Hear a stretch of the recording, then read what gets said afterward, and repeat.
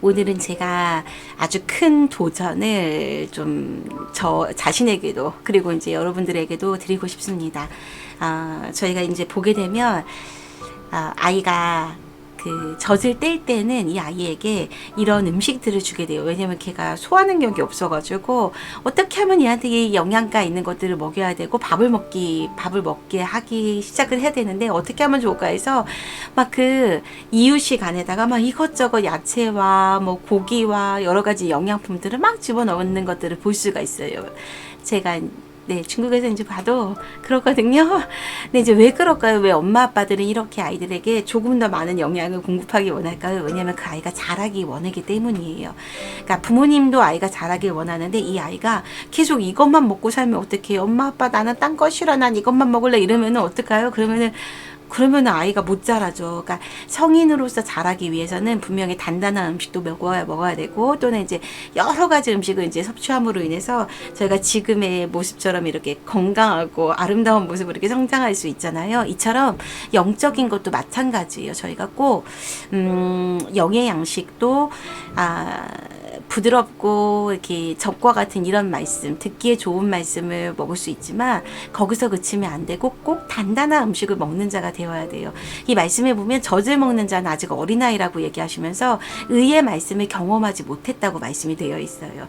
왜 여기 의의 말씀이라고 이렇게 나와 있을까요? 왜냐하면 의의 말씀이라는 거는 지키기 쉽지 않기 때문에 그런 것이에요. 그러니까 적과 같은 말씀은 너무 쉬운 거죠. 하나님은 사랑이시니 뭐 사랑하는 자마다 서로 사랑하라 혹은 뭐 나는 너의 여호와는 나의 목자시니 내가 부족함이 없으리로다 혹은 뭐 여호와는 나의 방패이시라 내가 요동치 아니하리로다 뭐 이렇게 이런 말씀들은 저희들의 마음을 막 정말 힘을 주고 말씀만 들어도 막 너무 감사하고 주님 너무 좋아요라는 이런 말씀이지만 하지만 이런 말씀은 아직 이제 어린아이들이 먹는 단계의 그런 말씀인 거예요. 이 말씀 말고 이제 저희가 의의 말씀을 경험하려면 어떻게 해야 되냐면 주께서 말씀하신 것들을 지키면 되는 것이에요. 그러니까 거룩하라 내가 거룩하니 너희도 거룩하라 안식일을 지켜라, 뭐 11조를 나에게 내라, 뭐 혹은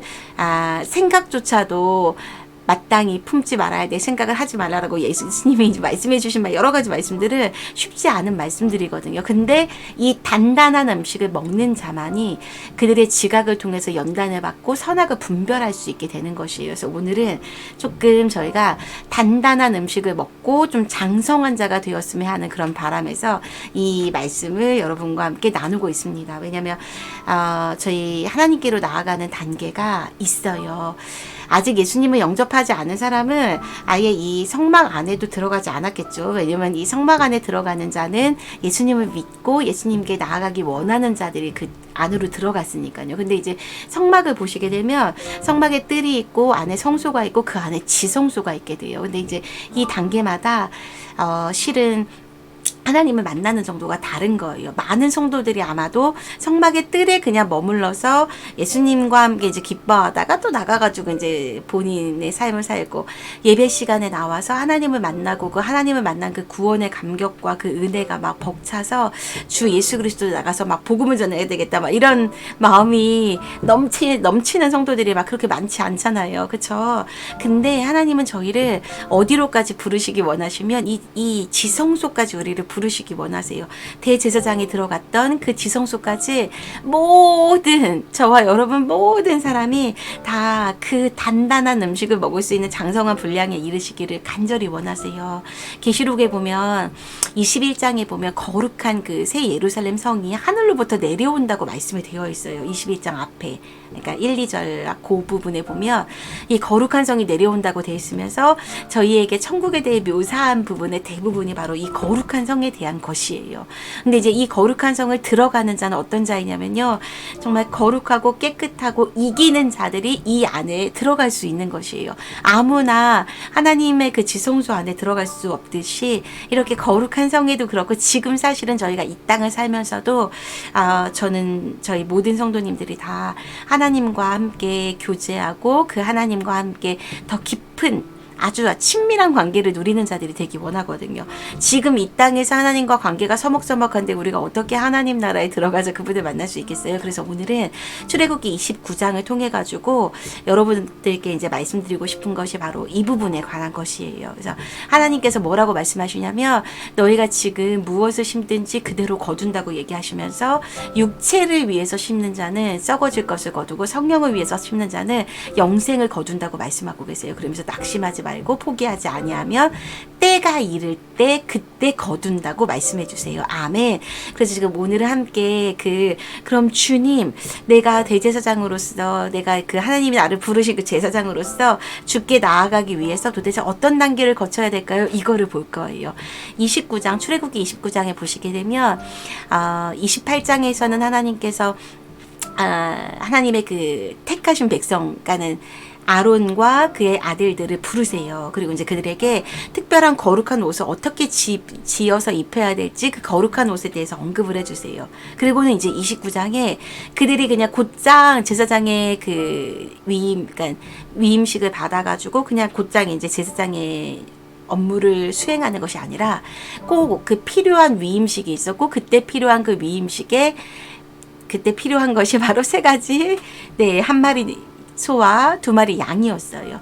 그러니까 이 제사장의 위임식을 통해서 저희가 함께 지금 볼 말씀은 그러면 나도 거룩한 하나님의 제사장으로서 대제사장으로서 어떤 과정을 거쳐야지만 그 하나님의 복을 누릴 수 있을까, 이걸 함께 같이 볼 거예요.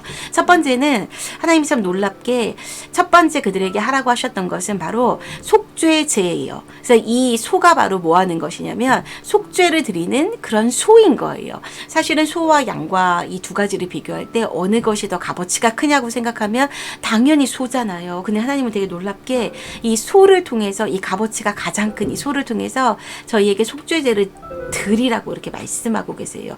그러면서 이제 모든 3번의 제사가 다 똑같은 과정이 반복되는데 그 똑같은 과정이 뭐냐면 모세가 수송아지 혹은 이 양들, 수량을 데리고 오는 거예요. 회막 앞으로. 그러니까 성막의 앞으로. 그러니까 그 당시는 아직 성막이 안 지어져 있었고 회막이 있었기 때문에 이제 회막 앞이라고 이렇게 표현이 되었는데 그 예수님 앞으로 이것을 이렇게 데리고 오는 거예요. 그러면 이제 회막 앞에서 아론과 그의 아들들은 이 소의 안수를 하면서 내 모든 죄가 소에게로 전가됐습니다 라고 이렇게 머리에다가 대고 안수를 하는 거예요. 이거는 3번 다 똑같은 과정이 있게 돼요. 그리고는 이제 그 모세가 바로 회막 앞 여호와 앞에서 그 송아지를 잡고 그러면서 이제 그 피를 가지고 어떻게 하는지가 나오는데 이 3가지 이 피를 가지고 이제 하는 그 방식이 다 틀리게 돼요. 그래서 전 이걸 보면서 하나님 정말 너무 놀랍습니다. 하나님, 주님, 그러니까 예전에 이거는 구약의 말씀이어가지고 그때의 말씀이겠지라고 이렇게 지나갈 것이 아니라 이 말씀들을 통해서 그러면은 나도 지금 예수님의 보혈을 의지해서 어떻게 해야 되는지를 알 수가 있게 되더라고요. 그래서 이제 그것들을 여러분들께 나누어 줄 거예요. 그리고 난 다음에 제사를 드리는 방식, 이 제물을 취급하는 방식도 모두 다 틀리게 돼요. 오직 맨 처음에 송아지를 데리고 와서 회막 앞으로 갖고 오고 그 다음에 이제 이들이 이제 안수하는 것, 그 다음 이제 이 아론 대제사장 모세가 이제 그 송아지를 잡는 것만 갖게 돼요. 그래서 이제 저희가 첫 번째 이 속죄제를 드릴 때 송아지를 잡은 다음에 이 피를 어떻게 하는지 한번 볼게요. 출애굽기 29장 12절 말씀해 보면 그 피를 내 손가락으로 제단 뿔들에 바르라고 이렇게 말씀이 되어 있어요. 이 제단은 예수님을 상징하는 것이고 이 특별히 이 번제단의 뿔은 우리를 구원하신 그 구원자 되신 예수님을 상징하고 있어요. 그래서 이제 이곳에서 예수님의 피를 그 구원자 되신 예수님의 그 뿔에 이렇게 바르면서 예수님만이 나의 구원자이십니다 라는 이런 고백을 해야 되고, 그 다음에 그 나머지 피를 어떻게 하라고 하셨냐면 전부 다 제단 밑에 그냥 쏟아버리라고 얘기하세요. 근데 이제 제가 이 말씀을 딱 보는 순간 그 순간 생각났던 분이 바로 우리 주 예수님이신 거예요. 예수님께서 그 죽으실 그때 십자가에서 그 물과 피를 완전히 다 쏟으셨거든요. 그래서 그 물과 피를 완전히 쏟으신 그 예수님이 생각이 났어요. 그리고 또한 요한일서에 말씀해 보게 되면 어떻게 말씀해 되어 있냐면 이기는 자는 누구이냐? 그러니까 하나님을 믿는 자, 예수 그리스도를 믿는 자가 바로 이기는 자입니다 라고 얘기하시면서 그 무엇을 가지고 이길 수 있는지 요한일서 5장 6절에 나와 있어요. 이는 물과 피로 임하신 이시니 곧 예수 그리스도라. 물로만 아니요 물과 피로 임하셨고 증언하는 이는 성령이시니 성령은 진리니라. 증언하는 이가 셋이니 성령과 물과 피라. 또한 이 셋은 합하여 하나이니라. 아멘. 그래서 제가 이제 이 말씀을 보면서 주님 그렇군요. 주님께서 나의 죄를 위해서 정말 주님의 모든 그 피와 물과 생명을 완전히 다 쏟아 놓으셨군요. 그리고 그때 함께 하셨던 그 성령님께서 그것들을 저희에게 지금 증언하여 주시고 계시는군요. 그래서 너무 감사한 거예요. 그 예수님께. 너무 감사하지 않으세요? 그러니까는 먼저 하나님께 나올 때 우리의 죄를 대신해서 그 죽으신 그 예수님의 보혈을 저희가 함께 꼭 의지해야 돼요. 그리고 난 다음에 하나님은 이 소를, 이 재물을 어떻게 처리해야 될지를 지금 얘기하고 계세요. 근데 제가 이 말씀을 보면서 정말 놀랐어요. 왜냐면 이 말씀을 처리하는 방식이 우리가 생각하는 것과는 너무 다르거든요. 여러분들 이걸 보세요. 소고기가 비싸요? 아니면은 밑에 있는 소장이 비싸요? 이런 뭐 여러 가지 뭐 장이 있잖아요. 뭐 내장, 뭐 대장, 뭐 간, 뭐 이런 것들 어느 것이 비싼 것이에요? 어느 것이 더 맛있어요? 소고기가 훨씬 맛있는 거잖아요. 근데 참 하나님이 너무 놀랍게 이 위에서 지금 뭐라고 얘기하냐면 이 내장에 있는 모든 기름과 그리고 뭐 간에 있는 꺼풀과 두 콩밥과 그 위에 있는 기름은 모두 다 제단 위에서 불사르라고 얘기하세요. 이거는 제단 위에서 불사를 수 있는 것이에요. 근데 그 다음에 보게 되면 수소의 그 고기와 가죽과 똥을 짐 밖에서 불사르라고 얘기하세요. 저희가 생각할 때 이 소고기나 이 소가죽은 정말 너무 진귀하고 너무 이제 값어치가 있는 것인데 그거랑 똥을 똑같은 수준으로 이제 취급을 하시는 거예요. 그러면서 얘네들은 그 거룩한 제단에서 절대로 불사르지 못하고 이거는 진 밖에서 불사르라고 이렇게 명령하셨어요. 왜냐하면 예수님이 우리의 죄를 짊어지셨고 이 우리의 죄를 짊어진 이 소의 가죽은 이 소의 이 전체는 절대로 거룩한 제단, 거룩한 하나님 앞에서 태워질 수 없기 때문인 거예요. 그래서 이처럼 예수님께서 어떻게 죽으셨나요? 예수님께서는 바로 그 육체를 그 성 밖에서 그 고난을 받으시고 그 성 밖에서 우리를 대신해서 죽으셨어요. 그래서 히브리서 13장 11절에 보면 이는 죄를 위한 짐승의 피는 대제사장에 가지고 성소에 들어가고 그 육체는 영문 밖에서 불사름이라. 아까 그 말씀이 보이시죠? 이처럼 예수님도 자기 피로써 백성을 거룩하게 하려고 성문 밖에서 고난을 받으셨느니라. 그러므로 우리도 그의 치욕을 짊어지고 영문 밖으로 그에게 나아가자. 에이먼. 저희가 이 말씀에서 꼭 기억해야 되는 것이 내가 죄에 있는 이 모습으로 이 죄를 가진 이 모습으로는 하나님께 나아갈 수 없구나. 첫째 내가 내 죄를 완전히 예수님께 맡겨야 되고 그 예수님과 함께 그 영문 밖으로 나아가는 그게 필요하구나. 이게 바로 첫 번째 단계인 거예요. 자기의 죄를 완전히 주께 맡기는 그 삶. 네. 근데 이제 이 첫 번째 단계를 끝나고 난 다음에 또 두 번째 단계가 또 있는 거예요. 주께로 나아가기 위해서 그 제사장들이 해야 되는 그 두 번째 단계는 하나님께 드리는 번제였고 이것이 바로 향기로운 냄새니 여호와께 드리는 화제라고 이 말씀을 하고 계세요. 첫 번째는 속죄제라고 말씀하셨다면 두 번째는 여호와께 드리는 번제와 화제라고 말씀을 하고 계세요. 즉 번제라는 것은 자신 전부를 다 하나님께 내어 드리는 것이거든요. 그래서 이제 지금 보시게 되면 앞에 그 두 가정, 앞에 그 세 가정은 똑같이 이루어지게 되고 그 다음에 이제 소를 잡은 다음, 그러니까 여기서는 수량이죠. 수량을 잡은 다음에 그 피를 가지고 이제 어떻게 하는지를 볼 수가 있게 돼요. 이번에는 그 피를 가져다가 제단 위에 이렇게 뿌리라고 이렇게 말씀이 되어 있어요. 이처럼 저희가 예수님의 그리스도의 피를 이렇게 가져다가 저희들의 머리부터 시작해서 이렇게 뿌리는 과정이 있어야 된다고 저는 믿어요. 하나님께 주님, 예수님의 보혈로 내 눈을 깨끗하게 해주세요. 예수님의 보혈로 나의 이 영의 귀를 열어주시고 예수님의 보혈로 내 마음을 씻어주세요. 예수님의 보혈로 나의 이 모든 정욕들을 모두 다 불태워주세요. 이렇게 씻어주세요라는 이런 기도가 필요합니다. 그래서 예수님의 보혈을 의지해서 모든 이 전신을 하나하나 놓고 예수님의 보혈로 이렇게 씻는 기도는 정말 놀랍고 놀라운 기도예요. 에이먼.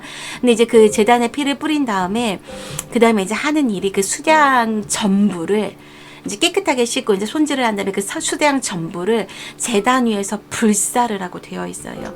혹시 이걸 보시면서 떠오르시는 것이 있나요? 예수님께서 뭐라고 하시냐면 저희에게 이렇게 말씀하세요.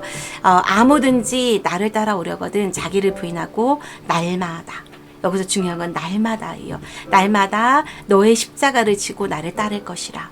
이 말씀은 그저 예수님 지금 따르고 있는 제자들에게 하신 말씀이 아니에요. 이 말씀은 무리에게, 모든 예수님을 믿고 따르기 원하는 모든 사람에게 하신 말씀이에요. 절대로 목사님이랑 나는 다른 존재라고 이렇게 생각하시면 안 돼요. 하나님이 보시는 관점은 정말 달라서 때로는 목사님임에도 불구하고 하나님이 보실 때는 아닐 수가 있고, 혹은 때로는 그저 예수님을 그냥 조용히 믿고 따라가는 그냥 보통 성도임에도 불구하고 하나님 보실 때 너무 존귀하고 아름답고 하늘의 상이 많을 수 있거든요. 빌라델비아 성도들처럼요. 아멘.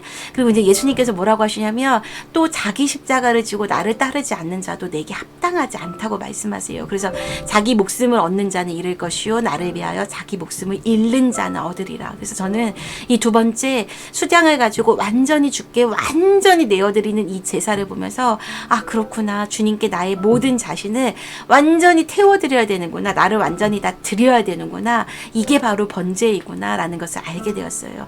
여러분들, 저희들 날마다 그 주님을 따라가는 자들이 되어요. 날마다 자기를 부인하고 예수님을 높여드리는 자들이 함께 되어요. 그러면서 이제 사도 바울도 뭐라고 지금 고백을 하고 있냐면, 내가 주님 안에서 나의 자랑을 말하는데 나는 날마다 죽는다. 이것이 바로 사도 바울의 고백이었어요. 아멘. 저도 이 말씀을 들으면서 제 마음은 막 찔리는데, 왜냐면 매일매일 제가 살아나거든요. 저의 자아가 살아나고 저의 이 옛된 그 나쁜 습관들이 매일매일 살아나서 이것을 날마다 죽여야 되는구나. 내가 날마다 주와 함께 죽을 때 그때 주께서 나에게 영광을 주시는구나 하는 것을 두 번째 단계에서 깨닫게 되었어요. 저희 함께 특별히 저희 안에 있는 저의 모든 자아, 생각, 혹은 뭐 어떤 옛습성, 혹은 예수님 안 따라가고 자꾸 세상을 따라가려는 이런 마음들 모두 다 십자가 앞에 못 박고 저희 주님께 나아가요. 그리고 난 다음에 이제 세 번째 단계가 바로 무엇이냐면요. 이게 바로 그 하나님께 드리는 거룩한 위임식의 수량이라고 말씀이 되어 있어요. 그러니까 첫 번째 단계도 두 번째 단계도 이거는 위임식의 수량이라고 얘기하고 있지 않거든요. 근데 참 놀라운 것은 주를 따라가는 이 세 번째 단계에 왔을 때에서야 하나님께서 드디어 너가 나의 이제 거룩한 그 반열에 이렇게 올 수 있다라고 말씀해 주시는 것이에요. 그래서 이 세 번째 단계에서는 또 앞에 치르는 그것은 똑같이 이제 한 다음에 아론과 그 아론의 아들들이 이제 안수를 하고, 그리고 모세가 이제 이 양을 잡고, 그 다음에 이 수량을 잡은 그 피를 가져다가 어떻게 하는지를 저희가 함께 봐요. 이 피를 가져다가 오른쪽 귓부리와 오른쪽 엄지손가락과 엄지발가락에 바르라고 이렇게 되어 있어요. 그리고 이제 남은 피를 그 제단 주위에 뿌리라고 이렇게 되어 있어요. 아멘. 그러니까 즉 이 세 번째 단계에서야 아론과 그의 아들들이 거룩하게 되는 것이에요. 예수님의 보혈로 말미암아. 그리고 그 피를 실은 여기서는 뭐 귀와 엄지손가락과 엄지발가락만 이렇게 얘기했지만 저는 이게 그냥 이 대표성을 띈다고 이렇게 믿어요. 몸 전체에 뿌릴 수는 없잖아요. 그러니까 그러니까 얼굴의 전체를 이제 대표하는 이러한 귀, 그리고 이제 손의 전체를 대표하는 우리 팔의 전체를 대표하는 여기 엄지손가락, 그리고 이제 전체 다리를 대표하는 엄지발가락에 이렇게 그냥 바르라고 이렇게 이제 얘기해 주셨다고 믿어요. 그래서 저희도 함께 예수님의 이 십자가를 뿌리고 바르는 자가 돼요. 그 다음에 이제 주께서 뭐라고 말씀하시냐면, 제단 위에 이 피와 관유, 거룩한 그 기름 부으심을 가져다가 아론의 옷과 그의 아들들의 옷에 뿌리라고 말씀이 되어 있어요. 혹시 아시나요? 빨래하기 가장 어려운 게 피랑 기름인 것. 기름이 옷에 묻으면 어떻게 해도 잘 지워지지가 않잖아요. 피가 옷에 묻어도 마찬가지거든요. 특히 시간이 가면 갈수록. 그런데 이 광야에서 이 예쁘고 아주 거룩한 옷을 만들어서 딱 입은 다음에, 그것도 그 옷은 하얀색이었어요. 제사장들의 옷은. 근데 그 옷에다가 그 관유와 피를 뿌리는 것은 저라면은 아, 주님이 어떻게 이거를 여기다 뿌리줘라는 이런 마음이 들었을 텐데, 놀라운 것은 그 피와 그 기름이 그들을 거룩해 한다고 이렇게 말씀이 되어 있습니다. 그래서 여러분, 저희도 함께 예수님의 피와 성령의 거룩한 기름 부으심으로 거룩하고 깨끗하게 되는 자가 되어야 돼요. 그리고 나서 하나님이 뭐라고 하시냐면, 이들에게 바로 이 분깃을 주세요. 에이먼? 그러니까 세 번째 단계에 간 사람만이 하나님으로부터 오는 분깃을 얻을 수 있는 것이에요. 즉, 그 전까지는 모든 재물들을 그냥 다 태워서 하나님께 드렸어야 됐다면, 첫 번째 거는 죄여서 그거는 완전히 불살랐어야 됐고, 두 번째도 완전히 하나님께 이제 태워드렸어야 됐고, 세 번째 이 수작의 고기는 아론과 그의 아들들 그리고 모세에게 영원한 분깃으로 주신다고 말씀하셨어요. 이처럼 하나님의 나라에 들어가는 이런 거룩한 자들은 하나님의 분깃을 받는 자들이에요. 기대되지 않으세요? 저는 굉장히 기대가 돼요. 하나님은 이 땅에서도 저희에게 거룩한 분깃을 주실 것이고 또 하나님 나라에서도 거룩한 분깃을 주실 거예요. 그래서 그 하나님께 너무 감사드리고 너무너무 감사드려요. 그래서 이때 실은 앞에서 가지고 왔어야 되는 그런 것들이 그 세 가지 재물만 있는 것이 아니라 무교병 광주리, 뭐 기름을 바른 것, 기름을 섞어 만든 그런 병들을 갖고 왔어야 되는데 이 모든 그 병들이, 모든 떡들이 다 아론과 그의 아들들에게 돌아갈 하나님이 주시는 분깃이었어요. 그러니까 저희 이렇게 함께 하나님 앞에 나아가고 하나님 앞에 성장하는 자들이 되기를 간절히 원해요. 저희가 함께 주님 앞에 이런 단계들을 이렇게 거치면서 더 주님이 인정하시고 너는 거룩한 나의 대제사장이야 라고 인정하시면서 하나님 나라에 들어가서 주님이 주시는 왕권을 누리고 하나님의 그 놀라운 축복들, 분깃들을 누리는 저와 여러분 되기를 축복합니다. 사랑합니다. 아멘.